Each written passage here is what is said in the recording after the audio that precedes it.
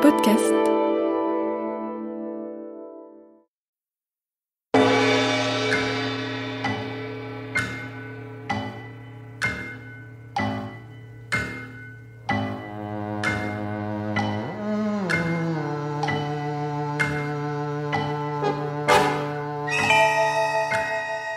Mystère, mystère.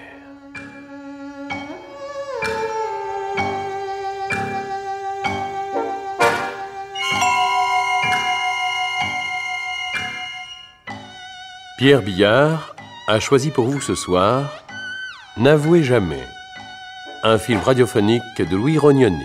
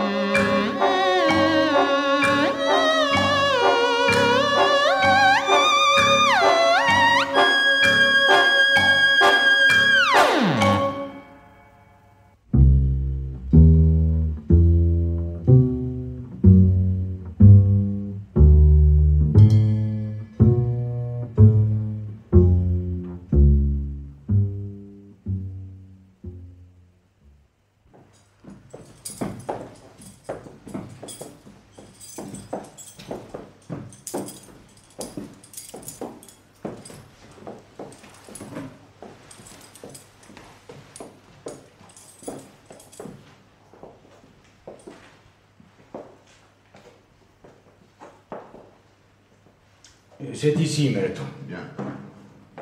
Je reste dans le couloir. Quand vous voudrez sortir, vous n'aurez qu'à frapper à la porte. Oui, je sais, je vous remercie.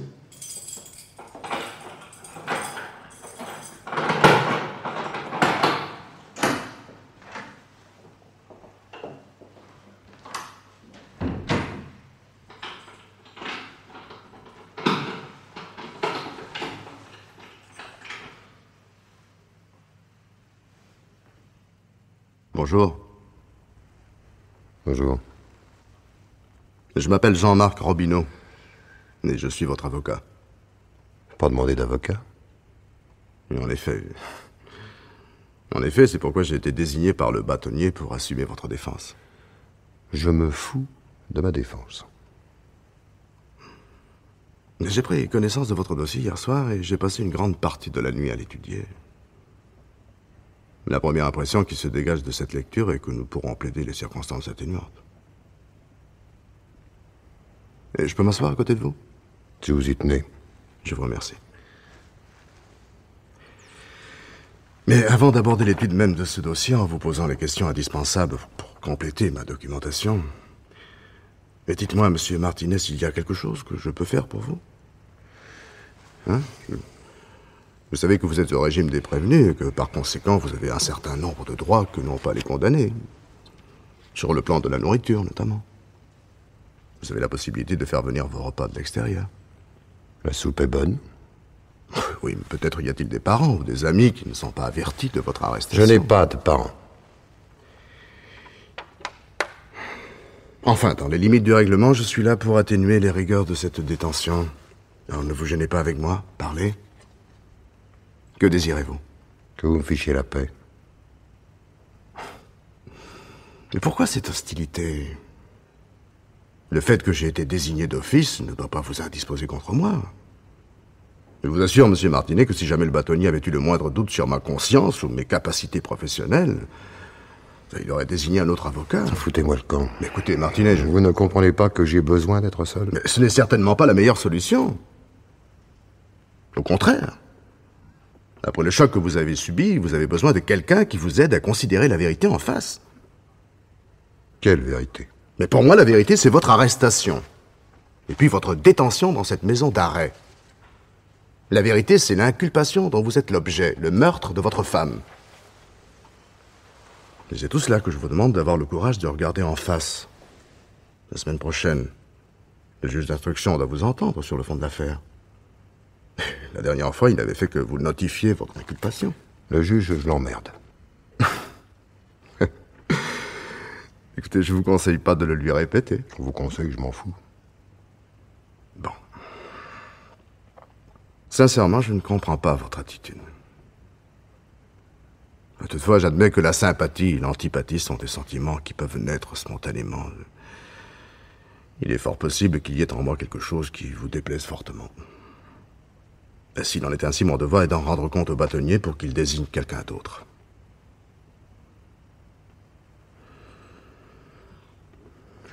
Vous êtes toujours décidé à me rendre service? Mais oui, je vous en donne ma parole d'honneur. Alors on va bien voir. Ah, je vous écoute. Naturellement, vous n'avez pas de whisky sur vous. Hein? Ah non, ça, naturellement, comme vous dites... Alors débrouillez-vous pour m'en apporter la prochaine fois. Demain, si possible. Ah mais non, les règlements... Ils sont faits pour être tournés. Bah, vous en parlez à votre aise. Si vous vous faites prendre, ce n'est pas vous qui en pâtirez. Je ne me ferai pas prendre. Mais qu'en savez-vous? La première fois de votre vie que vous vous trouvez en prison et vous ignorez tout de ce monde si particulier. L'erreur, c'est pas la première fois. J'ai une longue expérience. Mais allons donc. Votre casier judiciaire est vierge. Et les prisons espagnoles pendant la guerre. Ah oui, ça c'est exact. J'ai lu dans votre dossier que vous aviez quitté la France occupée pour rejoindre les forces françaises libres. Et vous avez été plusieurs fois cité et décoré. Je suis resté 6 mois en Espagne. Alors les prisons, hein. Mais le dossier fait mention des décorations, mais non du passage dans les prisons espagnoles. C'était pourtant ce qui avait de plus pénible. Alors vous voyez qu'un dossier, aussi bien fait soit-il, est toujours incomplet. Il est indispensable que vous répondiez à un certain nombre de questions. Non. Bon, comme vous voudrez. Mais la prochaine fois... J'ai indiqué la condition pour qu'il y ait une prochaine fois. Quoi? Bon, vous appelez le gardien vous-même ou c'est moi qui dois le faire? Non, ne prenez pas cette peine.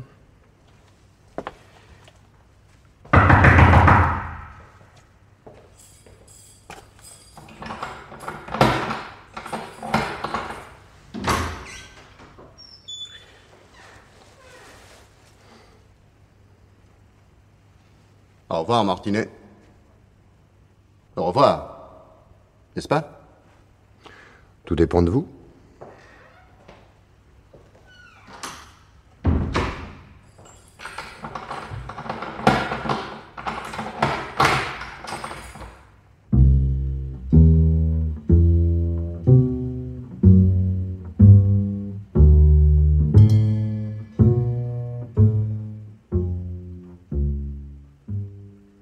En somme, mon cher confrère, Martinet, quelle impression? Étrange, monsieur le bâtonnier. Assez étrange. Tiens. Oui. Pourtant, quand j'ai parcouru le dossier avant de vous le remettre, j'ai eu l'impression de me trouver en présence d'une histoire, somme toute, assez banale. Bon, l'histoire est banale, certes, mais non le personnage qui joue le rôle principal. La situation de vaudeville qui tourne au drame. Toute la ville savait, et Martinet était le seul à ignorer son infortune. Les annales judiciaires sont riches en affaires de ce genre. Le mouton est devenu enragé, il a foncé comme un bélier dès qu'il s'est rendu compte que des cornes lui étaient poussées, si vous me permettez de risquer cette image digne d'un fabricant d'horoscope. Et avant de voir Martinet, je pensais comme vous, monsieur le bâtonnier. Et que vous a-t-il dit pour que vous changiez d'avis? Il m'a demandé de ficher le camp parce qu'il avait besoin d'être seul. Besoin d'être seul? Oui. Étrange, en effet. Après quelques jours passés en cellule, la plupart, pour ne pas dire tous les individus, éprouvent le besoin de parler, de se raconter, voire de se justifier, et surtout de ne pas se trouver seul. Mais tout se passe comme si Martinet vivait dans un monde où rien ni personne ne pouvait l'atteindre. Ainsi, quand il m'a dit « Le juge, je l'emmerde », c'était pas le cri imbécile d'une petite gouape, mais l'expression d'une vérité profonde, évidente. Mais sans chercher un paradoxe trop facile, je dirais qu'au milieu de sa cellule, Martinet m'est apparu comme un homme étonnamment libre. Oui, libre d'une liberté incompréhensible à tout autre qu'à lui-même. Oh, mauvais, ça, mauvais. C'est pas le crime qui effraie les jurés, c'est le fait de ne pas comprendre. Dès que les gens ne comprennent pas, ils deviennent féroces. Quoi qu'il en soit, je pense qu'il est encore bientôt pour parvenir à des conclusions valables. Peut-être ne faut-il pas attacher trop d'importance à ce premier contact avec Martinet. La prochaine fois... Non, je ne sais pas s'il y aura une prochaine fois. Ah oui? Et pour quelle raison? Martinet accepte de me revoir, mais à une condition. C'est lui qui pose des conditions? Vous aviez peut-être raison, c'est vraiment un homme libre. Et quelle est cette condition? Martinet exige que je lui apporte une bouteille de whisky. Diable! Oui. Et ce n'est pas à vous, monsieur le bâtonnier, que j'apprendrai que les règlements de l'administration pénitentiaire... Ah oui, oui, oui, bien sûr. Et que feriez-vous à ma place? Je ferai comme vous. C'est-à-dire? Que j'hésiterai. Car je serai très ennuyé, mais vraiment très ennuyé. Combien de temps a duré votre entrevue avec Martinet? Oh, quelques minutes à peine. C'est peu pour vous faire une opinion sur l'homme. Mais croyez-vous cependant qu'il ait suffisamment de force de caractère pour mettre sa menace à exécution? Ah, je le crois, cela se voit du premier coup d'œil, c'est un roc. La détention a émoussé plus d'un roc. D'autant que c'est la première fois qu'il se trouve en prison. Et pendant la dernière guerre, il a tâté des prisons espagnoles et il prétend posséder une très grande expérience de la vie pénitentiaire. Oui, oui, oui, évidemment. Eh oui. Et cela change tout, n'est-ce pas? Il m'a assuré qu'il ne se ferait pas prendre. Mais dans ce cas, vous me conseillez... Non, je ne vous conseille rien, mon cher confrère, pour la bonne raison que je ne sais même pas de quoi vous voulez parler. Je vous sais gré de m'en avoir parlé tout de même.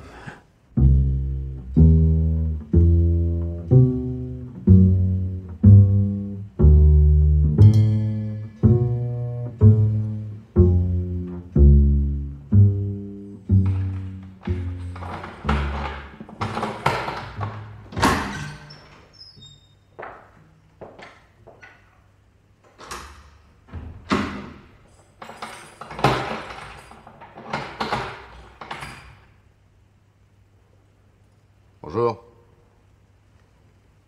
Mais bonjour, monsieur Martinet. Bonjour. Je peux m'asseoir? Non. Ben, écoutez, monsieur Martinet... Avez-vous apporté ce que je vous ai demandé? Oui, oui, oui. Alors, je peux m'asseoir? Non. Mais puisque je... Non. Restez debout. Le dos à la porte. Hein? Le dos à la porte. Le gardien. Et le gardien s'est éloigné, je l'ai entendu. Mais il a fait sonner ses pas très fort pour que vous l'entendiez. En ce moment, il doit être en train de revenir tout doucement. Pour voir ce qui se passe ici. Vous croyez? Et s'il le fait pas, c'est que c'est un imbécile. Et celui-ci n'est pas un imbécile. Je parle de ses aptitudes professionnelles, naturellement. Vous avez peut-être raison. Donnez ce que vous avez apporté. Tenez. Voici. C'est ça? Ah bah oui, c'est ce que vous m'aviez demandé. Vous n'avez pas précisé la marque, alors j'ai choisi comme pour moi. Mais là n'est pas la question. En tôle, le whisky se met dans n'importe quelle bouteille, sauf une bouteille de whisky. Le flacon de sirop, c'est encore ce qu'il y a de mieux. Après votre départ, si on fouille la cellule, je serai bon. Enfin, vous serez bon. Ah tiens, c'est vrai, j'avais pas pensé à ça. Donnez quand même. Tiens. Vous en faites pas.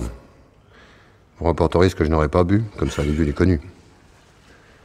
Parlez pendant que je bois. Il est derrière la porte, je le sens. Monsieur Martinet, comme je vous l'ai déjà dit lors de notre première entrevue, il ressort de l'étude de votre dossier qu'en principe, nous n'aurons aucun mal à plaider les circonstances atténuantes. Encore faut-il que vous consentiez à m'éclairer sur certains points. Nous devons écarter tout d'abord tout ce qui, de près ou de loin, peut ressembler à de la préméditation. Pour cela, j'ai besoin de connaître votre version des faits. Aussi pénible que cela soit pour vous, je vous demanderai de me faire le récit de cette journée, si possible, sans rien omettre. Vous n'avez pas d'autres sujets de conversation? Mais Ben, vous n'allez jamais dans les bistrots? si, cela m'arrive parfois. Alors, supposez que nous venons de lier conversation devant un comptoir. Vous ne vous permettriez pas de me poser des questions aussi indiscrètes? Nous ne sommes pas dans un bistrot. C'est vrai. Excusez-moi, je ne vous ai pas offert à boire. Tenez, je vous en prie. Non, non, merci. Comme vous voudrez. Vous buviez beaucoup de whisky en temps ordinaire? Non, jamais. Ah. Seulement pour moi, les temps ne seront plus jamais ordinaires. Alors... Si ça vous ennuie de rester debout, nous pouvons permuter. Allez vous asseoir sur le lit, j'irai m'adosser à la porte. Non, non, ne vous donnez pas cette peine. Dès que vous aurez fini de boire, je m'en irai.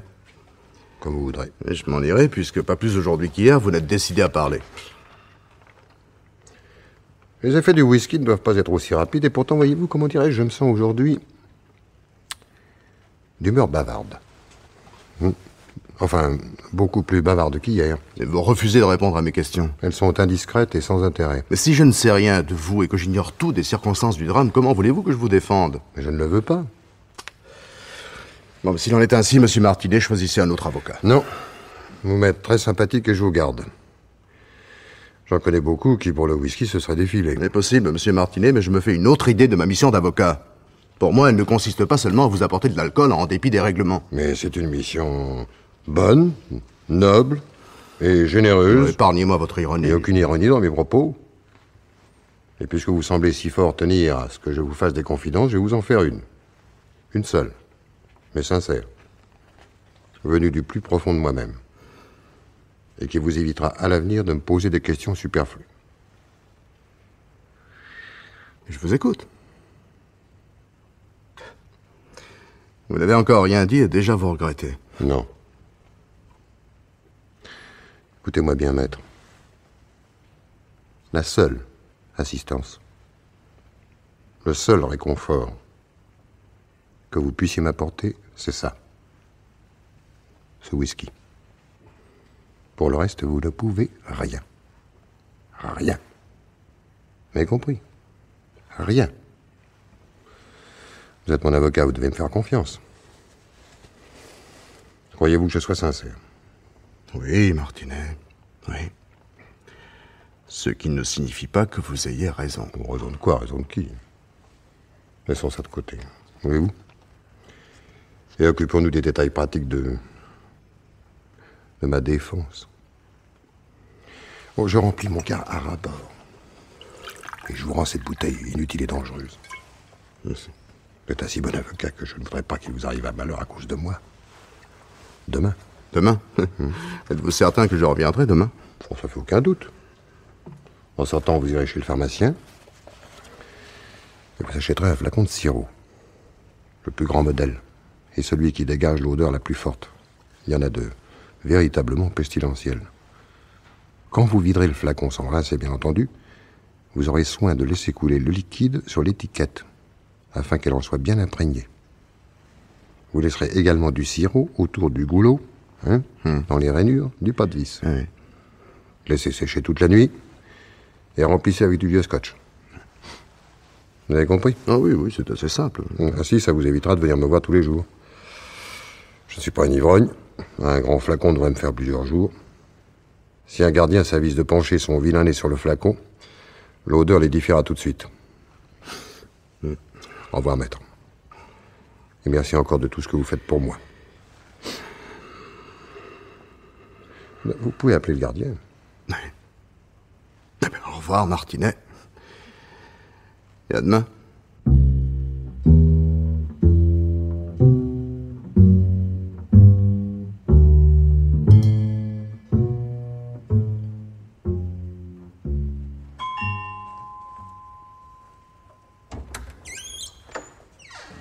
Monsieur Lucien Giraud? Oui, c'est moi. Maître Robineau. Oui, l'avocat de Martinet. Ah, oui. Oui, parfaitement, eh bien. Donnez-vous la peine d'entrer. Je vous remercie. Je suppose que c'est Martinet qui vous envoie. Non. Non, j'ai lu votre nom sur le rapport de police. Ah. Quel drame effroyable, n'est-ce pas? Oui. J'ai écrit à Martinet pour me mettre à sa disposition. Je lui proposais de lui trouver un avocat. J'avais beaucoup de relations. Enfin, puisqu'il vous a choisi. Mais Martinet ne m'a pas répondu. Il a le droit d'écrire, n'est-ce pas? Oui, oui. Ces lettres sont lues, mais il a le droit d'écrire. Et puis, pour les lettres confidentielles, l'avocat s'en charge, n'est-ce pas? Mais monsieur... Oui, enfin, je sais, c'est contraire au règlement, mais ça se pratique couramment. Alors, vous avez une lettre pour moi, n'est-ce pas? Enfin, à défaut, un message verbal. Non, non, je n'ai pas de message pour vous, monsieur Giraud. Je vous ai dit que ce n'était pas Martinet qui m'envoyait. Alors, qu'attendez-vous de moi? J'ai dit tout ce que je savais aux policiers chargés de l'enquête. On vous a communiqué les rapports, n'est-ce pas? Oui, oui. Donc, vous avez ma déposition, n'est-ce pas? Non, bien sûr. Et entre une déposition prise par un policier et ce que vous pourrez me dire, vous, monsieur Giraud, il y a tout de même une différence de chaleur humaine. Ah, certes, oui. Oui, mais vous me prenez au dépourvu et je ne dispose pas de beaucoup de temps. Je croyais que Martinet était votre ami. Ah, mais il l'est. Et il le reste, en dépit de tout. Et ce n'est pas à moi qu'il appartient de juger, n'est-ce pas? Non, non, mais peut-être dans ces conditions pourriez-vous m'aider à le défendre. Mais je ne demande pas mieux, maître Pensédon. Mais comment? Et en acceptant de répondre à quelques-unes de mes questions. Oui, évidemment. Depuis quand connaissez-vous Martinet? Bien, nous étions à l'armée ensemble. Ensuite, vous savez ce que c'est, nous nous sommes perdus de vue. Et puis, il y a 1 an environ, oui, 1 an, c'est ça, je me trouvais dans la région pour affaires. Soit je suis agent immobilier et je cherchais des terrains. Quand, dans une auberge, je suis tombé sur Martinet. Alors, et nous avons découvert que nous n'habitions qu'à une 50aine de kilomètres l'un de l'autre. Alors nous nous sommes revus. Et vous êtes devenu l'ami du couple? Oui. Oui. Mais quand Martinet vous a présenté à sa femme, quelle impression? Comment ça, quelle impression? Oui, la première fois que vous avez rencontré la femme de votre ami Martinet, vous avez bien eu une impression. Certes, oui. Oui, mais alors? Eh bien, une jeune femme gaie, vive, plutôt spirituelle, enfin, pour tout dire, très agréable. Et le jour du drame? Le jour du drame? Oui, monsieur Giraud, non, vous semblez tellement pressé que je ne veux pas abuser de votre temps, alors je passe directement au jour du drame. Ah. Oui, d'autant que vous êtes la dernière personne à avoir vu Madame Martinet vivante. Enfin, c'est du moins ce que pensent les policiers, n'est-ce pas? Ah, et ce n'est pas votre avis? Ah non. Enfin, si. Bref, ce n'est pas ce que j'ai voulu dire. Non, mais que s'est-il passé le jour du drame? Si j'en crois le rapport de police, vous déjeuniez seul, en tête-à-tête, avec Madame Martinet. Oui, Hein? et ce n'était pas la première fois. Martinet a dû vous expliquer. Il dirige une importante entreprise de transport. Et souvent, il est obligé de partir inopinément à l'autre bout de la France. Et c'est ce qui s'est produit ce jour-là. Au moment de passer à table, sa secrétaire l'a appelé, et il nous a quittés. Sans dire quand il reviendrait? Il n'en savait rien lui-même. Vous a-t-il paru particulièrement soucieux? Particulièrement, non.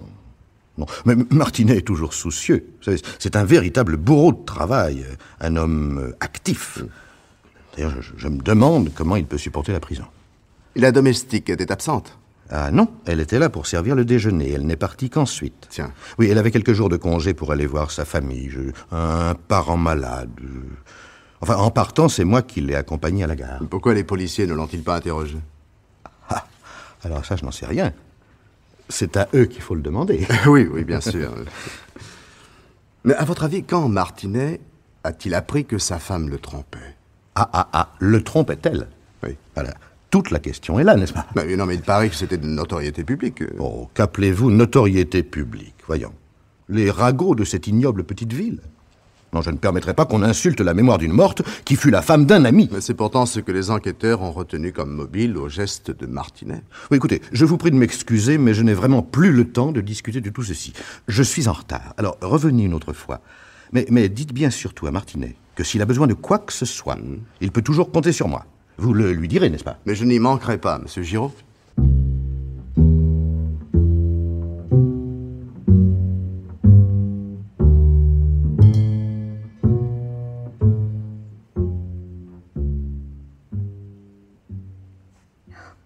Croyez-vous, c'est bête, je ne sais plus ce que j'ai fait de cette adresse. Mais je la retrouverai. Mais elle me serait fort utile. C'est moi qui avais recommandé la petite à ma sœur. Et la pauvre, je crois qu'elle en était très satisfaite. Il devient de plus en plus difficile de trouver une bonne à tout faire. Mais on m'a dit qu'elle était repartie chez ses parents. Oui, c'est justement l'adresse des parents que je cherche. Mais tranquillisez-vous, je la trouverai. Vous me rendriez service. Vous pouvez compter sur moi. Quelle histoire épouvantable. Personne n'a le droit de dire que ça devait finir comme ça. Et pourtant... Et pourtant, vous le dites. Oui. Que voulez-vous? Le drame était inévitable. Mais qu'est-ce qui vous le fait penser? J'aimais beaucoup ma sœur. Mais... vraiment beaucoup. Seulement, on ne se moque pas d'un homme comme ça. On ne le ridiculise pas à ce point. Et votre sœur vous faisait des confidences? Oh, non, pensez-vous. Elle avait trop peur que je lui fasse la morale, comme elle disait. Tenez, dans les premiers temps de son mariage avec Martinet, je lui répétais souvent « Marie-Paul, fais attention. Un homme comme ça, tu n'en retrouveras plus jamais. Garde-le. » Vous voulez dire que dès les premiers temps de son mariage? Mais oui. Et pourquoi l'avait-elle épousé? Je suppose qu'il ne s'agissait pas d'un mariage d'amour. Oh, mais si! Marie-Paul aimait son mari. Elle avait une bien curieuse manière de le lui prouver. Oh, Martinet est un homme qui possède toutes les qualités. Bon, généreux, travailleur, toujours de bonne humeur. Malheureusement, il n'avait qu'un seul défaut. Ses affaires l'obligeaient à s'absenter assez souvent. Et Marie-Paul ne pouvait pas résister au plaisir de plaire. Enfin, je devrais dire au plaisir tout court. Enfin, vous me comprenez? Oh, parfaitement, madame, parfaitement. Non, ce que je comprends moins bien, c'est comment vous connaissiez la vie, disons, agitée de votre sœur si celle-ci ne vous faisait pas de confidence. Je vous ai dit que toute la ville était au courant. À chaque absence de Martinet, on disait « Tiens, cette fois-ci, c'est le tour de un tel ou de tel autre. » Je ne suis pas cancanière. Et il s'agissait de ma sœur. Mais je ne peux pas non plus me promener en ville en me bouchant les oreilles. Et pourriez-vous me donner des noms? Oh, mais certainement pas. Je viens de vous le dire, je ne suis pas cancanière. Mais il ne s'agit pas de cancan, mais d'informations utiles pour la défense de Martinet. Renseignez-vous vous-même. Comment? Faites donc un tour au Grand Café, à l'heure de l'apéritif du soir, et observez le visage de ces messieurs quand on parle devant eux du crime. Et Martinet n'a jamais rien soupçonné. Ah, ça non, jamais. C'est extraordinaire, mais c'est ainsi. Et pourtant, ce n'est pas un imbécile, loin de là. Et d'après vous, quand et comment Martinet aurait-il appris la vérité? Mais comment voulez-vous que je le sache? Une lettre anonyme? Ce serait assez le genre du pays. Enfin, d'après ce qu'on m'a dit. Mais je vous remercie, madame. Si vous retrouvez l'adresse de cette domestique, communiquez-la moi. C'est promis. Merci.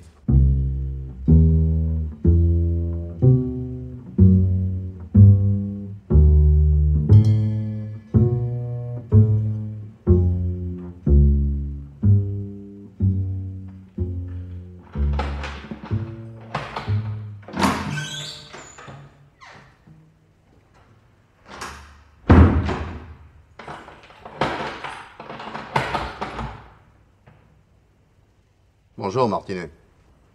Bonjour, maître. Je viens bien tard aujourd'hui. Nous n'étions pas convenus d'heure. J'ai rencontré quelques personnes susceptibles de m'aider à compléter notre dossier, puisque vous refusez de collaborer avec moi. On m'a parlé de vous en termes fort élogieux. Je ne suis pas accessible à la flatterie. J'ai l'impression qu'il ne s'agissait pas de flatterie. Qu'en savez-vous? C'est une impression. Il m'arrive tout de même de temps en temps de savoir distinguer le vrai du faux. De temps en temps, sans doute. Mais quand? Votre ami Lucien Giraud vous souhaite le bonjour et vous fait demander pourquoi vous n'avez pas répondu à sa lettre. Parce que je l'ai déchirée sans la Et lire. alors pourquoi l'avez-vous déchirée? Parlons de choses sérieuses, si vous voulez que nous restions amis. Êtes-vous passé chez le pharmacien? Ah oui, j'ai agi selon vos instructions. Très bien. Vous êtes un bon avocat. Merci. Tenez, voici votre breuvage. Parfait. Vous faites des progrès, hein? Vous avez senti cette odeur? Ah si, ma cuisine en est empestée. Dire qu'il y a des gens qui boivent des trucs comme ça. J'espère qu'ils se font rembourser par la sécurité sociale. Je ne sais pas si je me trompe, mais je vous trouve aujourd'hui d'excellente humeur. Ne vous trompez pas. Mais sans doute allez-vous me reprocher mon indiscrétion, sans tant pis, hein. Je me risque. Puis-je connaître la raison de cette bonne humeur? Il n'y a aucune indiscrétion, n'êtes-vous pas mon avocat? Oui, il m'arrive de me poser la question. Je suis de bonne humeur tout simplement à cause de ceci. Il y a des années que j'avais pour ainsi dire pas bu de whisky. Juste un verre de temps en temps, pour pas désobliger un ami ou une relation. Je ne buvais plus de whisky, mais je n'étais pas devenu l'un de ces abstentionnistes militants bigots, comme des convertis de fraîche date. Moi, j'étais tolérant. Quoi. En retrouvant le goût du whisky, j'ai retrouvé le souvenir précis de bien des scènes passées. Car il y a une période de ma vie où j'ai beaucoup bu. Enfin, pourquoi vous parlez de tout ceci, c'est sans intérêt pour vous. Mais si, au contraire, moi je ne sais rien de vous. Pour faire votre connaissance, je suis obligé d'aller interroger vos amis. Allez interroger qui vous voulez, mais je vous en prie, si vous voulez que nous restions bons amis, ne m'infligez pas le récit de ces rencontres. Je vous le dis, sans aucune agressivité, je me fous de ce que les gens peuvent penser de l'homme que j'étais et de celui que je suis devenu. Cela fait 2 fois que vous employez l'expression « si vous voulez que nous restions bons amis ». Croyez-vous que vous vous conduisiez d'une manière vraiment amicale avec moi? Mais oui. Ben, je trouve pas. Pourquoi? Un ami, c'est celui à qui l'on peut se confier. C'est un autre soi-même avec qui l'on discute de la meilleure solution à adopter lorsque les circonstances sont contraires. Non. Un véritable ami, c'est celui devant qui on peut se taire quand on n'a pas envie de parler. Mais ceci est vrai pour deux êtres qui connaissent tout l'un de l'autre. Il se peut que vous ayez raison. Mais il est trop tard pour que nous fassions connaissance. Mais permettez-moi de vous rappeler amicalement que les jours passent. Et que d'un moment à l'autre, nous allons être appelés chez le juge d'instruction. Le juge, je vous ai déjà dit ce que j'en pensais. Oui, vous me l'avez dit. J'ai pas changé d'avis. Mais figurez-vous que je suis aussi entêté que vous. J'ai décidé de vous comprendre et je vous comprendrai. C'est sans doute ce que vous appelez la conscience professionnelle. Non. Non, l'amitié, peut-être. Sentimental, maître? Mais je sais que l'ironie fait partie de votre personnage. Vous imaginez que je joue un rôle, hein? Que tout ceci n'est qu'une attitude? Non, je sais que vous êtes sincère. Mais ce n'est pas rassurant. Mais nous reprendrons cette conversation demain. Vous n'avez pas besoin de venir demain. Pourquoi? Je suis pas un ivrogne et la quantité de whisky que vous m'avez apporté me fera certainement cette nuit et toute la journée de demain. Ben, comme vous voudrez. Au revoir, Martinet. Au revoir, maître.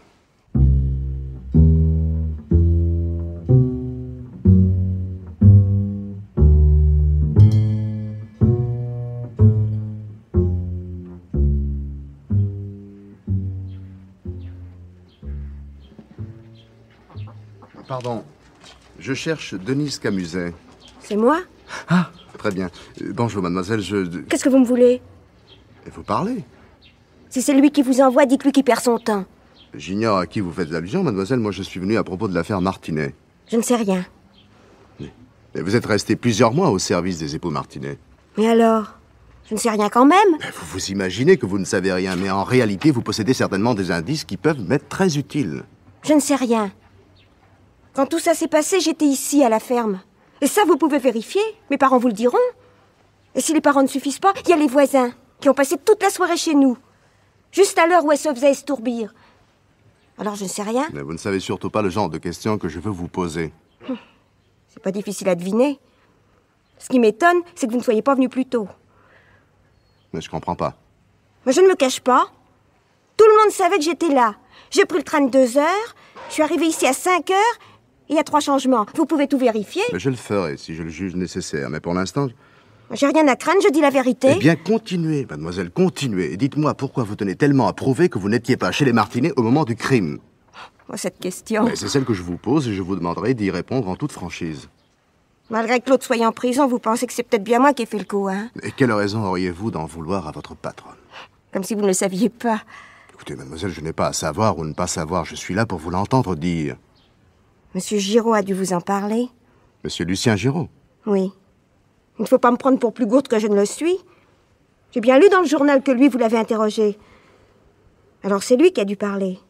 Du fait que madame était morte malgré l'argent qu'il m'avait donné, sa promesse ne tenait plus. Écoutez, mademoiselle, je crois qu'il y a une certaine confusion dans votre esprit. Oh non, tout est très clair. Non, mais pour vous, peut-être, mais pas pour moi. Pour moi, qui ne suis pas celui que vous croyez. Hein? Mais laissons cela pour l'instant. Après tout, le whisky, non plus, n'est pas très réglementaire. Mais cette fois, c'est moi qui ne comprends plus rien. Non, dites-vous seulement une chose. Moi, je reprends l'affaire à zéro. Ça, vous le comprenez. Ah oui, bien sûr. Non, je ne m'occupe pas de ce que monsieur Lucien Giraud a raconté aux policiers. Je repars à zéro, je vous dis. Alors, s'il vous plaît, calmement, autant que possible, racontez-moi ce qui s'est passé ce jour-là. C'est monsieur Giraud qui est arrivé à temps pour nous séparer. Vous séparez? Avec madame Martinet? Ah oui, parbleu. Vous vous battiez avec madame Martinet? On voulait dire que je lui administrais une drôle de tripotée. Que si son mari l'avait fait seulement une bonne fois, rien de ce qui est arrivé ne serait arrivé. Mais à quel propos cette tripotée, comme vous dites? À cause de Gérard. Et qui est Gérard? C'était mon fiancé. Je dis c'était parce que maintenant... En vous voyant, j'ai cru que vous veniez de sa part. Mais pour être son avocat, en quelque sorte. C'est ça. Non, mais je vous en prie, continuez. Oh, je me doutais bien de quelque chose. Madame était comme ça. Elle ne pouvait pas voir un homme sans lui faire du charme. Il faut vous dire que Gérard n'est pas très malin. J'ai interrogé toute une soirée, il a fini par avouer. Il en était fier, même. Vous me demandez un peu, comme s'il y avait de quoi.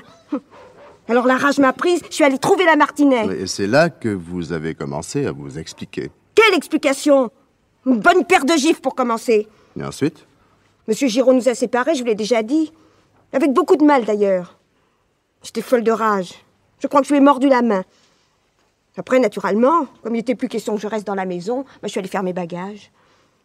Quand je suis redescendue, M. Giraud m'attendait. Il était tout pâle. Il m'a demandé tout d'abord si cette histoire était bien vraie. Ensuite, il m'a dit qu'il fallait à tout prix éviter le scandale. Il m'a conseillé de m'éloigner. J'ai refusé. Moi, le scandale, ça m'était égal, au contraire.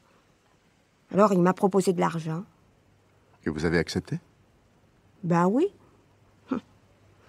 Il a attendu que le train démarre pour voir si j'étais bien dedans. Le train de 14h12, vous pouvez vérifier.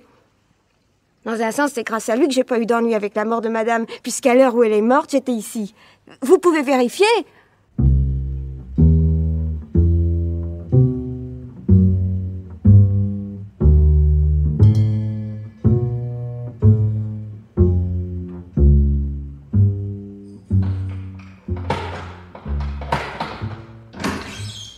Ah, bonjour maître, comment allez-vous? Fort bien. Et vous-même? Je vais. J'ai bien fait de vous recommander de ne pas venir hier. Ah oui, pourquoi? Ça me fait plaisir de vous revoir aujourd'hui. Je me suis même surpris à attendre votre visite. Mais vous n'aviez plus de whisky? Vous vous trompez, il en reste encore. Vous n'en auriez pas eu assez pour cette nuit. Si, je voulais vous voir tout simplement parce que ça me fait plaisir de vous voir. Il est vraiment regrettable que nous nous soyons connus ici. Je suis certain qu'ailleurs, j'aurais pris beaucoup d'agrément à votre conversation. Tandis qu'ici, elle vous est désagréable. Non, pas votre faute, mon cher maître. Vous vous obstinez à n'aborder que des sujets rébarbatifs et sans intérêt. Mais je n'ai qu'un seul sujet en tête, c'est vous. Vous devriez vous intéresser. Je n'ai aucun goût pour la confession. Oui, je sais. Vous avez même refusé de signer le procès-verbal de votre interrogatoire par les policiers, ce qui est stupide. J'avais mes raisons. Et quelles sont-elles? Si vous continuez sur ce ton, mon cher maître, je vais être obligé d'abréger votre visite en appelant le gardien. Ce serait dommage. Moi qui étais si content de vous voir. Que vous le vouliez ou non, j'ai été désigné par le bâtonnier pour assumer votre défense. Mais vous vous en tirez fort bien, mon cher maître, puisque ma défense, c'est ça. Ce whisky. Je conçois que ce rôle de garçon-livreur puisse froisser votre amour-propre professionnel. Et c'est pourquoi j'insiste. Ce whisky, c'est ma défense. Oui. Mais je ne vous en livre pas en quantité suffisante pour que vous sombriez dans un coma alcoolique. C'est pas non plus ce que je cherche. Je suis pas un ivrogne, je crois vous l'avoir déjà dit. Mais alors, que cherchez-vous?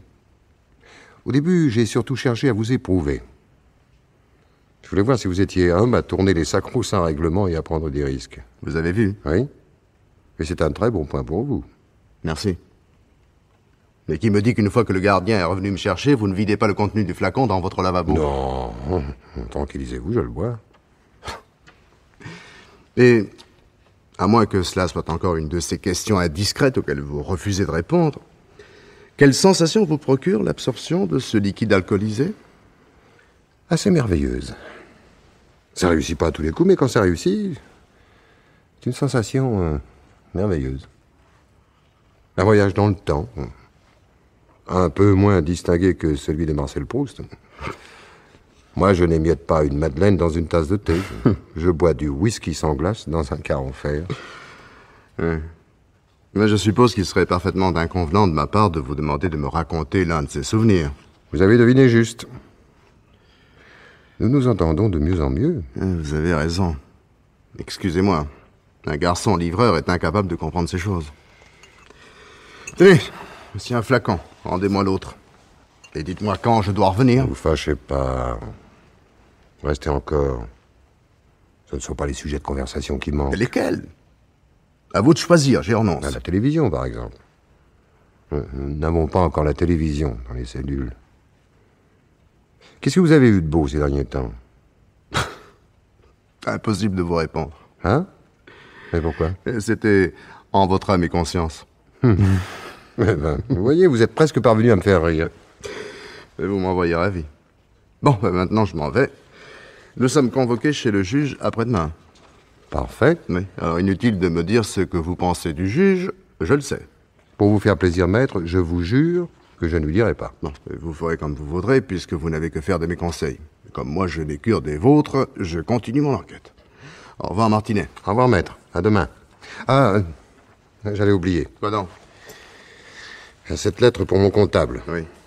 Ce sont des ordres pour qu'il règle vos honoraires. Non, monsieur Martinet... Si. J'y tiens. Avec tout le mal que vous vous donnez pour moi. Au revoir, maître.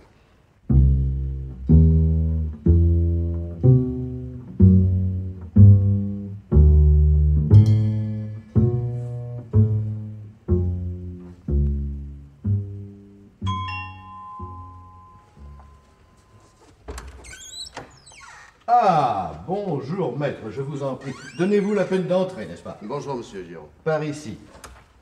Voilà, je vous en prie. Figurez-vous, maître, que décidément, vous jouez de malchance. Vous aviez à peine raccroché pour me dire que vous veniez me voir, qu'on m'appelait de Paris. Il faut que je parte immédiatement. Je suis navré, mais je n'ai que bien peu de temps à vous accorder, n'est-ce pas? Mais dans ce cas, et pour économiser votre temps, je serai extrêmement brutal. Monsieur Giraud, pourquoi avez-vous menti de la manière la plus éhontée et la plus maladroite également? J'attends votre réponse et je m'en vais. Mais... non, je ne comprends pas. Ce que vous dites là est très grave, n'est-ce pas? Oui, c'est bien mon avis. Mais je suis ici chez moi et je ne vois pas à quel titre vous vous permettriez des insinuations aussi calomnieuses. Vous ne voulez pas me répondre, c'est votre droit, comme c'est mon devoir de demander au juge d'instruction que je vois demain, de bien vouloir convoquer Denise Camuset, l'ancienne domestique des Martinet, et qui, on ne sait trop pourquoi, n'a jamais été entendue par les policiers. Monsieur Giraud, excusez-moi de vous avoir retardé, au revoir. Maître, ne partez pas! Non. Ne partez pas. Vous êtes décidé à répondre à ma question? Non, encore une fois, rien ne vous y oblige. Non, j'ai été surpris par les termes un peu vifs dans lesquels elle était formulée, n'est-ce pas? Mais vous m'aviez dit que vous étiez pressé. Mais enfin, nous avons tout de même quelques minutes devant nous. Mais pas assez pour prendre toutes les précautions oratoires. Écoutez, ce drame est tellement effroyable, n'est-ce pas?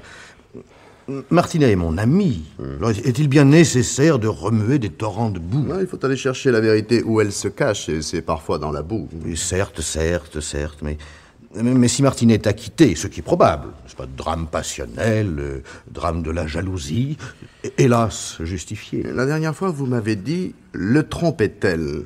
Toute la question est là. Oh, j'essayais de maintenir une certaine fiction. Enfin, les morts ont le droit qu'on les laisse en paix. N'est-ce pas? Si donc Martinet est acquitté, pourquoi lui infliger en châtiment le récit des turpitudes de sa femme, n'est-ce pas? Mais si l'on n'en parle pas, comment voulez-vous le faire acquitter en plaidant le drame de la jalousie? Certes. Comment est-il? Comment réagit-il? Nous nous éloignons de la question qui est pourquoi avez-vous fait aux policiers ainsi qu'à moi-même un récit erroné de la dernière journée de Madame Martinet? J'ai déjà répondu à votre question. Enfin, inutile de remuer toute cette boue, n'est-ce pas? Et puis, quel crédit accorder aux affabulations de cette domestique congédiée? Un crédit suffisant pour qu'on achète son silence. Elle vous a dit ça aussi? Oui. Quand Denise Camuset a accepté cet argent, Madame Martinet était encore en vie. Et maintenant qu'il s'agit d'une enquête criminelle, Denise Camuset préfère dire la vérité. D'autant qu'elle est la seule à posséder un alibi irréfutable. Oh, les alibis. Vous savez bien que ça ne veut pas dire grand-chose, n'est-ce pas? Ainsi, moi, j'étais sur la route. Un véritable miracle qu'un pompiste m'ait reconnu. Sinon, je n'avais pas d'alibi. Vous me direz que je n'avais pas de mobile non plus, n'est-ce pas? Reprenons le récit de cette dernière journée. Vous arrivez pour déjeuner chez les Martinet. Vous êtes reçu par... C'est Martinet qui m'ouvre la porte. Oui, Marie-Paul est encore occupée à sa toilette et Denise, la domestique, est absente. Oui, nous savons qu'elle a eu avec le nommé Gérard une explication orageuse qui a duré toute la nuit et une partie de la matinée. Elle n'a aucune hâte de reprendre son service. Bon, poursuivez votre récit. Oui, eh bien, Martinet donc m'accueille et le téléphone sonne. C'est sa secrétaire. Il est obligé de partir. Attitude de Martinet? Soucieux? Préoccupé? Non, il est simplement ennuyé de ne pas déjeuner avec nous. Attitude normale. Très bien. Vous commencez à dire la vérité. Mais... Alors que vous mentez depuis le début. Non, ne protestez pas et laissez-moi continuer. À 7 heures de la matinée, Martinet ne sait rien. Et il est plus qu'improbable qu'à 200 ou 300 kilomètres de chez lui, il rencontre une personne capable de le mettre au courant. Alors que dans la même matinée, quelqu'un qui ne savait pas non plus, il n'habite pas la ville et ne vient dans la région que pour voir les Martinet. Cet homme, lui, apprend la vérité grâce à une scène grotesque où l'on ne se ménage pas les injures d'un côté comme de l'autre. Vous étiez l'amant de Madame Martinet. Mais non, mais ce n'est pas une question que je vous pose. C'est une affirmation que je formule. Vous étiez son amant, et vous vous imaginiez être le seul. Le véritable cocu, c'est vous. N'est-ce pas? Le crime passionnel, c'est vous qui le commettez. Martinet, lui, ne saura qui était véritablement sa femme, et avec la délicatesse que l'on devine qu'au moment de l'interrogatoire de police. C'est-à-dire qu'avant, il n'avait aucun mobile pour tuer. Oh, pas de mobile, ça c'est vous qui le dites. Non, il est impossible d'être aveugle à ce point-là. Vous l'avez bien été, vous. Mais j'ai un alibi, n'est-ce pas? Mais parlons-en. N'est-ce pas? Ah, parlons-en. J'ai rencontré le fameux pompiste à la mémoire si fidèle. Il s'est souvenu de vous parce que vous êtes passé à 2h du matin lui demander s'il n'avait pas retrouvé une paire de gants que vous auriez oubliée dans les toilettes, en vous arrêtant à minuit. Et les alibis. Ça ne veut pas dire grand-chose. N'est-ce pas?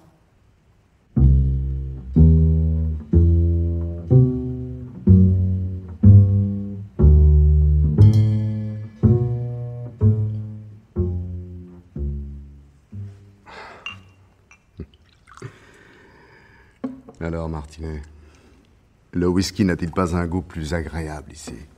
Hein? Disons différent, à cause des cubes de glace. Ce qui signifie qu'il n'est plus propice à vos rêveries favorites. Ce sont d'autres images qui surgissent. Je n'ai toujours pas le droit de savoir lesquelles? Non, pas encore. Bien. Un jour peut-être, quand je serai sûr de ma mémoire, de ma nouvelle mémoire, toute neuve, que je suis en train de m'inventer. Je vous observais. Depuis le début, vous n'avez fait que ça. Non, je vous observais chez le juge d'instruction. Je n'écoutais pas, hein. Non, vous n'écoutiez pas. Avec, si je puis dire, une prodigieuse faculté d'inattention. J'ai tenu parole, j'ai pas été grossier. Ah non, mais c'en était presque plus insultant. Je ne vais pas compromettre tout mon traitement pour faire des ronds de jambes devant un petit magistrat de province. Décidément, vous êtes en progrès. Vous pourrez faire un ami acceptable. Vous n'avez pas bondi sur le mot pour me demander quel traitement. Cela revient au même puisque c'est vous qui posez la question. Oui, mais je suis pas obligé d'y répondre. Avec ça que vous vous gênez quand c'est moi qui questionne. Ouais. Un malade en traitement n'a pas à être bien ou mal élevé. Il doit se soigner. La prison est un endroit idéal. Je suis peut-être sorti trop tôt. Au premier risque de rechute, je sais ce qu'il faudra faire. Attention au psychiatre. Hein? Ah, vous avez raison. C'est de bons conseils. S'il s'en mêlait, il pourrait tout fiche par terre. Parlons d'autre chose. De l'avenir? Non. Non, pas encore. Non. Je n'ai pas fini de secréter mon passé. Vous êtes mon ami, décidément. Sans vous en dire plus, je pense que vous avez compris. Moi, je le pense. Et vous aviez raison. Personne, ou presque personne, ne peut vous aider. Si. Vous, maintenant. Les conversations seront difficiles au début, et puis, peu à peu, elles deviendront plus faciles. Pour moi, c'était ou la folie, ou la merveilleuse cure d'indifférence. Ma carapace est encore faible. Plusieurs points sont encore sensibles. Si nous reprenions un autre whisky, croyez-vous que ce serait déraisonnable? Non. J'allais vous le proposer.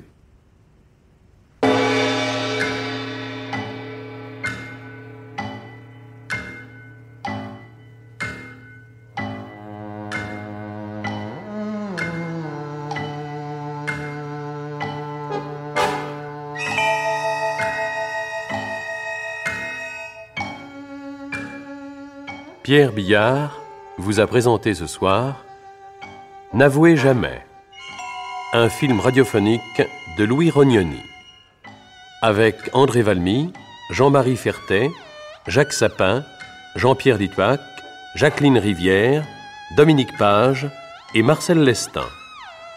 Prise de son Sam Nieswiski.